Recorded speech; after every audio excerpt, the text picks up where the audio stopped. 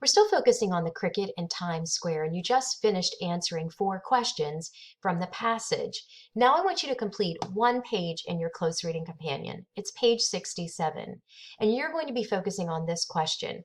How does the author use Tucker and Chester's first meeting to help you understand the characters? Now, as you know with the close reading companion, you generally only focus on one page. And in the instructions, it says reread the dialogue on page 180. Now, dialogue means conversation. And in writing, you know a conversation because it has the talking marks around it, those quotation marks around it. Now, the instructions say to turn to a partner and discuss what you learned about Tucker and Chester from their conversation. If you have a partner that you can work with, that's great. If not, take time to just think about it. Go back and reread it and discuss what did you learn about Tucker and Chester from this conversation. And then you're going to go to work digging back in the text. How does the author use the dialogue to show what Tucker and Chester are like? Remember, the only way that we get to know about characters is what the author is writing about them.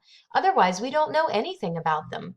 So you're going to write your evidence in the chart. You will see, and if you want to, you can draw a line across there with your pencil to separate Tucker and Chester. But what is Chester saying on this page? What is Tucker saying? And then what does that show us? And you're going to wrap it up by answering the question. The author uses Tucker and Chester's first meeting to, and remember, you're answering this question, how do you get to know, better understand those characters? So you are going to complete this page, take a picture of it and insert it here.